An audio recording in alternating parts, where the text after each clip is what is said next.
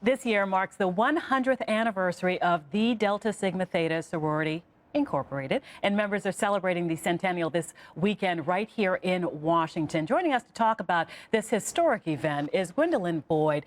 Gwen Boyd is the past national president, 22nd president of Delta Sigma Theta Sorority. It is wonderful to see you. It is absolutely wonderful to see you and be back here with you again. I think that when I came back to D.C. is when you were in office, and so I had the pleasure of meeting you then, and it's great to see you, and especially on this occasion. Absolutely, because you were a hostess for our 90th anniversary celebration. And the time has gone just like that. Just like that. Just like that. Now we're 100. Oh, so Deltas have basically taken over downtown Washington, D.C. and the surrounding suburbs. Absolutely. We're turning the city red and white all weekend. Red and white. And you know, it's sort of hard for me to do the interview because it feels like inside baseball. So let me start from the beginning.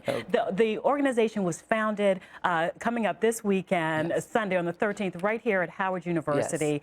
Tell us about that. Yes, on January 13th, 1913, at Howard University, 22 dynamic women decided they wanted to start a movement.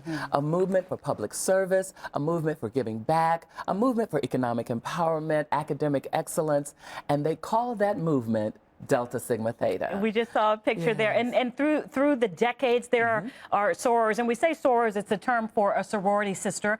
We say sorors, and that was a picture then in the 20s. In the 20s. Of course, and then the young Dorothy Height. Young Dorothy Height, who served the sorority for 10 years as our national president, and she was our 10th national president. When you think about sororities, you think more so, you know, partying on campus and what have you, but Delta is quite different from that. Very different. Can you explain why? We're not a sorority for social events.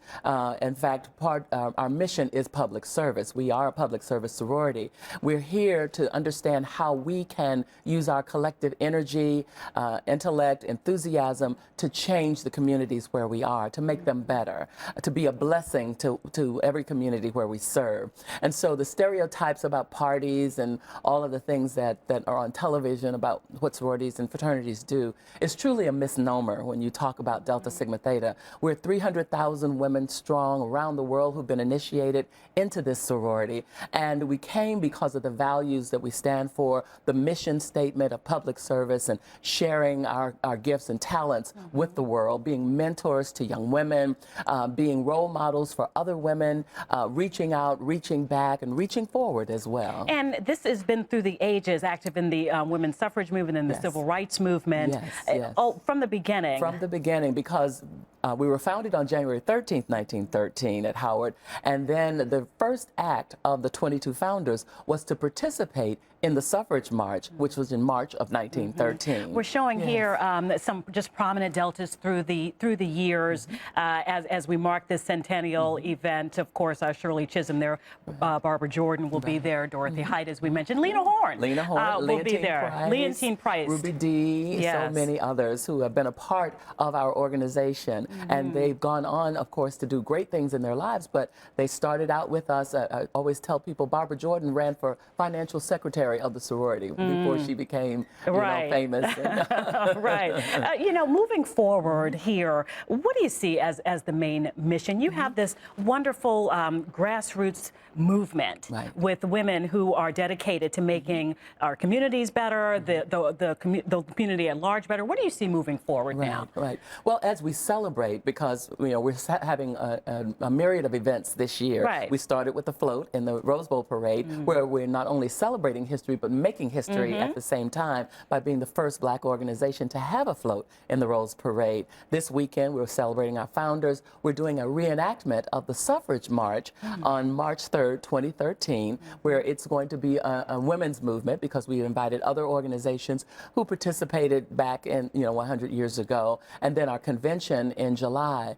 But we see ourselves moving forward in the same vein as we have for the past 100 years, just turning it in a different direction, using the tools of this generation and the generations to come to make sure we understand that we stay on mission.